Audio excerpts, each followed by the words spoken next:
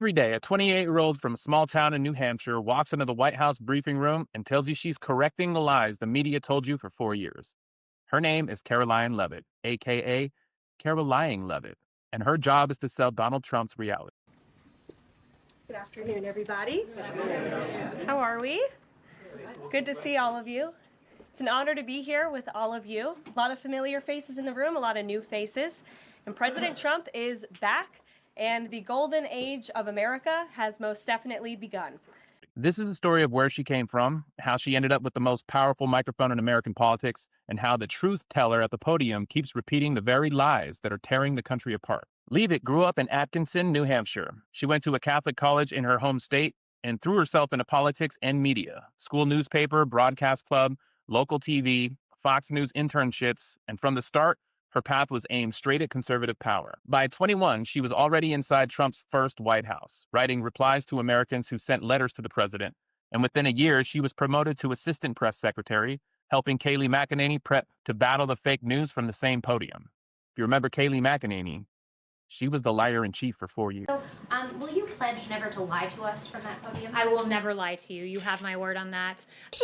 Bullshit. After Trump lost to Biden, Leavitt did not moderate. She doubled down. Hey, real quick, if you made it this far in the video, thank you so much. Now, please, if you could, hit subscribe and join the conversation in the comments. Thank you.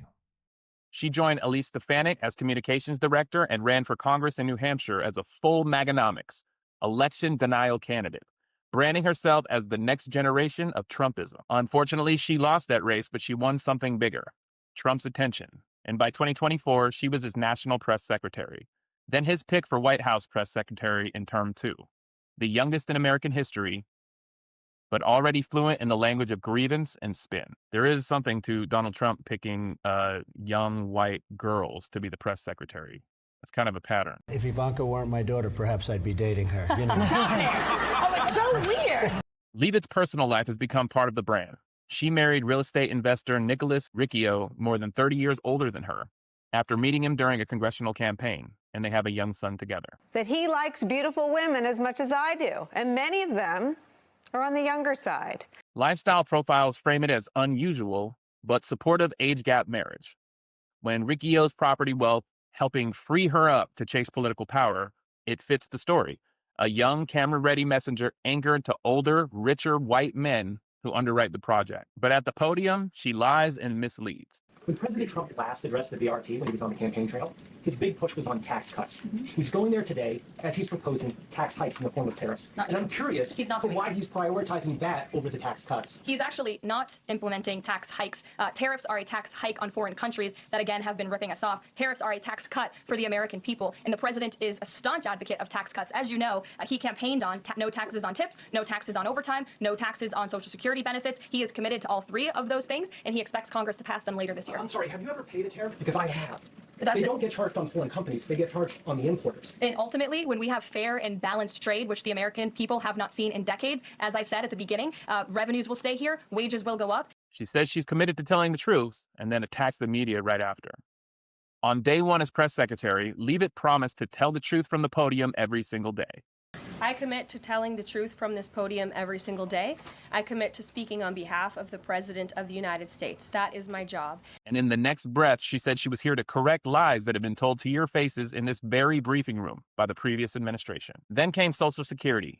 When Elon Musk claimed there are tens of millions of deceased people collecting Social Security checks, Leavitt went on Fox and repeated that they suspect tens of millions of deceased people are getting payments, presenting it as proof of Donald Trump's anti-fraud crackdown. Extensive fraud, particularly if you look at Social Security. In fact, according to an IG report from the Social Security Administration, there was $71 billion worth of fraud in one single fiscal year that we know about. And so that is a lot of fraud, Peter, that the government has admitted to. So this administration is committed to finding even more of that fraud, waste, and abuse. To be clear, that $71 billion was from 2015 to 2022, so it wasn't in just 1 year, and it was in $71 billion. But it wasn't in 1 year. Just to be clear, in one report, and it was in one report over multiple years from 2015 to 2022. And so, are you defending $71 billion in fraud, Peter? That's a lot of money. I'm not defending. I'm just far too much, and that's why this administration. Why is the media so against cutting waste, fraud, and abuse from the government? I don't don't get it. I just want to ask a question. We won't Sorry be to interrupt, deterred. Caroline. We will not be deterred from people like you and the press. But fact checks and official data shredded that claim. AFB and CBS and others pointed out that fewer than 69 million people received Social Security at all. And the Inspector General report found payments mistakenly going to about 24,000 dead people, not tens of millions. In other words, the table Musk shared and Leavitt amplified was widely misleading. And then she tried to rewrite history. On Fox and Friends, she said, nobody understands peace through strength better than President Trump. He's the only one who originated that motto, and that's just false. We've all seen it in movies. V for Vendetta comes to mind. Remember, the 5th of November. But fact checks immediately pointed out that the peace through strength predates Trump by decades. It's famously associated with Ronald Reagan and goes back at least to Barry Goldwater in the 1960s and even further in political thought. When reporters pressed her in the first briefing about the chaos around Trump's federal spending freeze, Leavitt brushed off concerns as uncertainty in the room amongst the media and insisted there was no uncertainty in this building, even as the administration quietly walked back and reworded its own directives. The pattern is always the same. Announce something reckless, blame the press when the details fall apart, and use Leavitt to frame any correction as yet another media hoax instead of an admission that the White House got it wrong. This isn't just one spokesperson getting a few facts wrong on live TV. When the person behind the podium is rewarded for amplifying conspiracy-level numbers about Social Security, for crediting Trump with slogans he didn't invent, and for calling basic reporting a hoax, it warps the information millions of people use to make real-world decisions. Leavitt isn't the mastermind of Trump's lies, but she is the delivery system. Her job is to wrap disinformation in a young, polished package and sell it as truth.